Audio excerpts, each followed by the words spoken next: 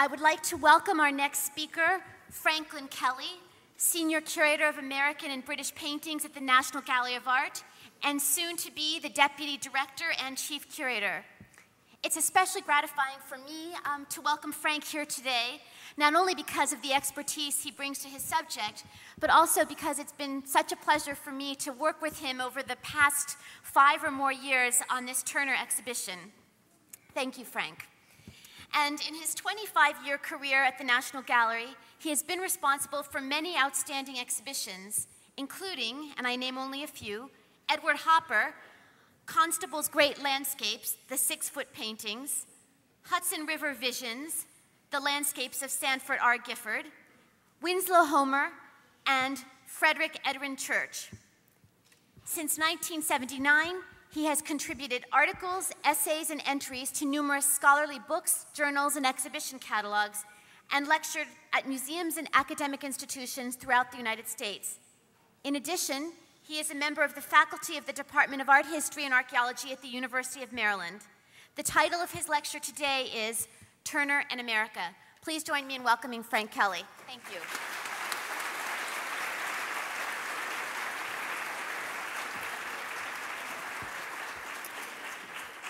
Thank you, and thank you to Professor Sharma for warming the audience up, as they say. But I do actually want to ask, if I might, that you try to remember everything he said, because Turner's complexity is enormous, immense, and understanding him, I've spent a long time trying to, and I won't pretend to.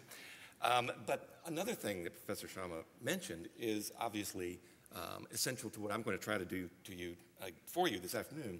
That's something about why was he so admired from the beginning almost of his career in America.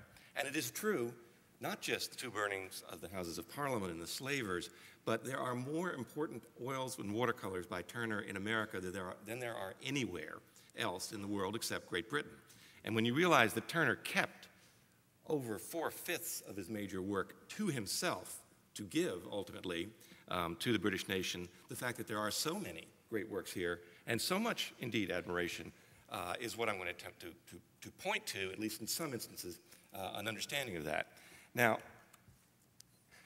you've heard about Turner's purple prose. I'm pursuing not here an attempt to show anything of that. I'm using slides, which are fallible, not that PowerPoint isn't, but this is not as good a representation as we've seen earlier of the same self-portrait of Turner at the age of 23, or thereabouts, around the time when he was first elected associate membership in the Royal Academy.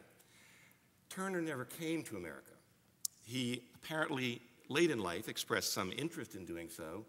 He was very much aware that Americans were interested in him, that they were buying prints after his work, that they were following his career. And Turner was also interested in American scenery. He'd heard about autumnal scenes in America and how bright the colors of the fall foliage was. He'd heard about Niagara, probably thought that's something he might be able to tackle. But he never did. And indeed, one of the first, quote, Americans he must have come to know was Benjamin West, who was the president of the Royal Academy in the very years that Turner was making his way as an apprentice, associated, and then ultimately full member. West had been born in rural Pennsylvania, had come to London on what was to be just a stop on a grand tour before returning to America, where he hoped to establish a career as a painter of historical paintings.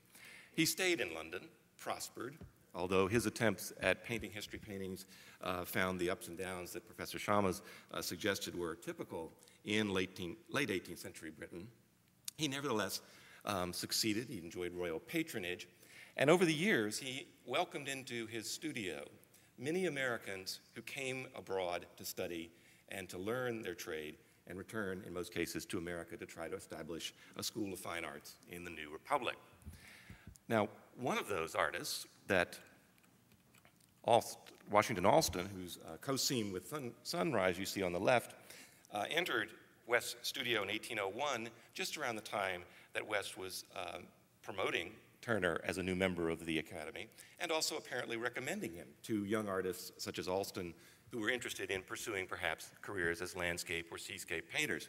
On the right is Turner's Sun Rising Through Vapors, which suggests the kind of model that Allston might have looked at when he was painting his sort of picture.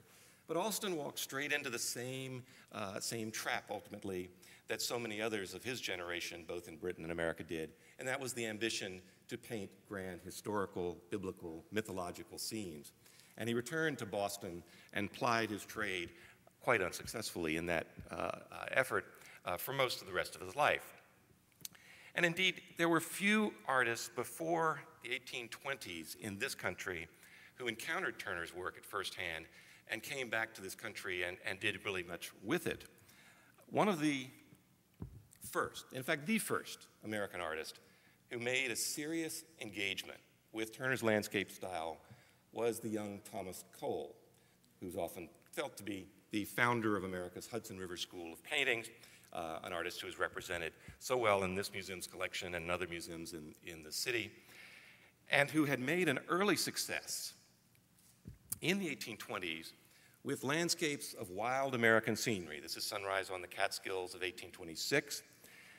Cole himself was born in England, but came with his family when he was a teenager to America, worked his way from rural Ohio through Pittsburgh and ultimately Philadelphia, finally arriving in New York in 1824, and became an overnight sensation for painting landscapes, such as the one on the right, of American pristine wild scenery, which was felt to be intrinsically valuable in a nationalistic sense. It was different than the world of Europe, a world that had seen civilization and changes of mankind's efforts over the centuries.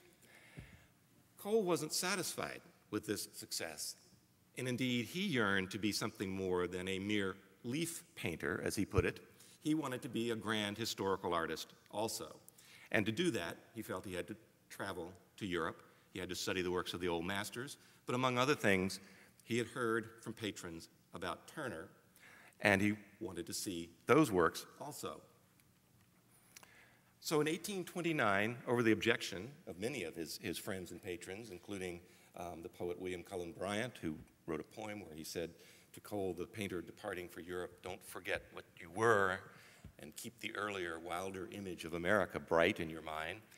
Cole, almost literally after getting off the boat, went straight to the 1829 exhibition of the Royal Academy, where he saw, among other things, Turner's great Ulysses deriding Polyphemus on the right, and he made several detailed drawings after that painting, notations that would serve him in various ways later on in other paintings.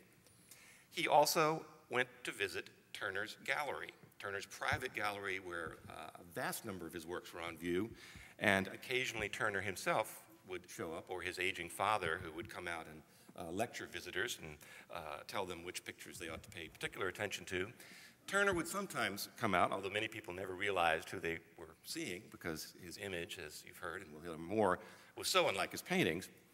But Cole admired one of those great Carthaginian subjects that were a theme throughout a major part of Turner's career. In this case, the painting of Dido building Carthage. There is in the exhibition The Decline of Carthage, a sequel to this painting. And Cole wrote about this painting that it was, quote, "a splendid composition and full of poetry. Magnificent piles of architecture fill the sides, while in the middle of the picture, an arm of the sea or bay comes into the foreground, glittering in the light of the sun, which rises directly over it. The figures, vessels, etc., are all very appropriate." Now, the best way to tell if an artist really does admire the work of another artist is to look at the work of them side by side.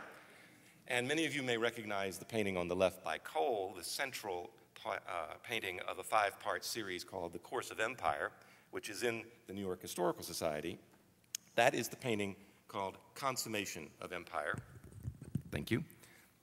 Which Cole obviously modeled on the paintings such as Dido building Carthage.